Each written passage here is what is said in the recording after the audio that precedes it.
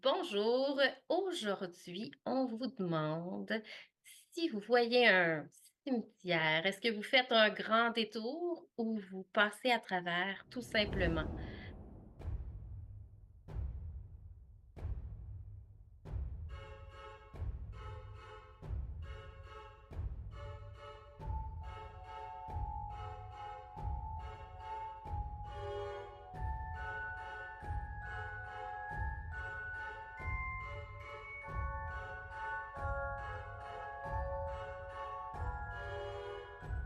Je me présente, Rachel Gravine, auteure et animatrice. Julie Brassard, autrice.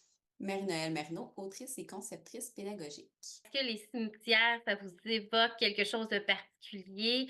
Quand on y pense, il se trouve toutes sortes, de croyances autour des cimetières. On parle d'âmes errantes, d'esprits évanescents, de morts vivants. À quoi vous croyez autour des cimetières? Qu'est-ce que ça vous inspire? Moi, ça m'inspire les vampires, c'est le lieu parfait pour ça. Mais, pour l'avoir vécu, donc plus jeune, j'étais dans ma famille, du côté de ma mère, en Gaspésie, dans un petit village où il y a juste un stop, il y a un croissant de rue, c'est tout. Et la maison dans laquelle on était, juste à côté, il y avait le cimetière.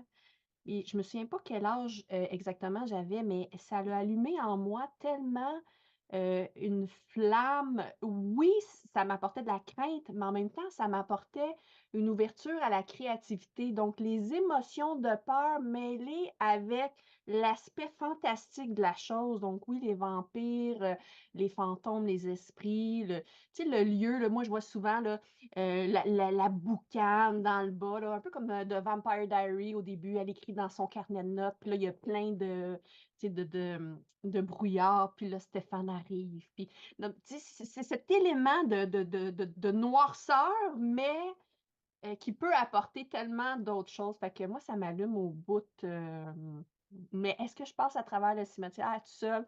Pas certaine, pas certaine, non. Moi aussi, je trouve que c'est un lieu inspirant, puis à l'adolescence, je dirais que c'était même, quelque chose que j'aimais, l'ambiance. Je me disais: «Oh, il se passe peut-être des trucs surnaturels».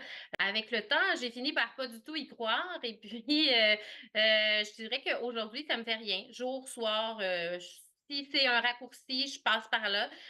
À la base, là, tu sais, je pense à la question, puis je suis comme, tu sais, ça me va, un cimetière, c'est comme un endroit comme un autre. Mais en même temps, à un moment donné, j'avais comme une date, puis tu sais, la date, c'était comme juste de se promener pour parler, là. Je sais pas pourquoi c'était ça. Tu sais, on aurait pu aller prendre un café comme tout le monde, mais non. Je sais pas pourquoi. Mais on s'est ramassé qu'on est en train de couper en plein dans un cimetière. Puis c'est pas que j'avais peur ou quoi que ce soit, mais tu sais, mettons, pour une date, je trouvais ça étrange. Hem, puis je l'ai comme nommé: «Hey, tu sais, on est dans un cimetière, hein, présentement». Puis tu sais, lui, il était comme très à l'aise, puis il disait: «Ouais, c'est sûr que c'est pas un si beau cimetière que ça, là. En France, il y a vraiment des plus beaux cimetières et tout». Et je sais qu'il va écouter puis qu'il va me trouver drôle, mais c'est ça pareil. Mais moi, j'étais comme, je sais pas, je trouvais ça inapproprié, je pense. Ben, Ouais, j'avoue moi, que pour une date, ouais, de ça amène toutes sortes d'idées, hein? ouais. Ben oui, moi, je marchais, puis tu sais, je la connaissais pas beaucoup, puis je me disais, tu sais, c'est-tu, je sais pas, c'est un message qui me lance, genre, un jour, tu vas te retrouver là. Tu sais, Mmh. non, mais tu sais, de nos jours, on sait jamais ce qui peut se Non. passer avec les gens. Tu sais, c'était Exact. peut-être un message à la vie jusqu'à la mort, tu sais, Ouais, mais tu vois, c'est pas comme ça que je l'ai pensé, moi. C'était plus, tu vas te retrouver tu sais. En tout cas. Mais j'avoue, c'est plus cute, toi, comme tu le dis. Ben, oui puis moi, non. Est-ce que tu veux vraiment, dès ta date, que quelqu'un te dise: Ah non, «Nous, non, ça va être à mmh, la vie, à la mort»? mmh. non, trop intense, pas important. Trop intense. Ça va se terminer ici. C'est drôle parce que dans un livre, le vampire qui dit ça à la fille, on tout de suite, on accroche, tu sais, puis on fait comme: «Oh oui, oh oui!» Mais dans la réalité, c'est différent. Ouais. Pour mon deuxième roman, Confrontation, avec des vampires évidemment, on a fait une séance photo dans un cimetière de Montréal, Henri Bourassa, proche de Papineau, et un tout petit cimetière, tout cute, mais mon Dieu que je me sentais mal. Je sais pas, j'avais l'impression de pas être à la bonne place, de pas être à ma place, d'empiéter sur un lieu sacré.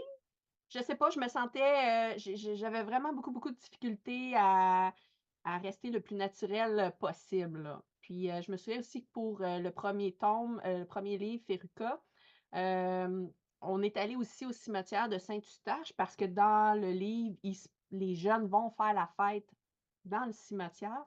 Puis dans mon temps, dans mon jeune temps, heu, les jeunes allaient souvent dans le parc à côté du cimetière faire la fête. Fait que, tu sais, pour moi, c'était très représentatif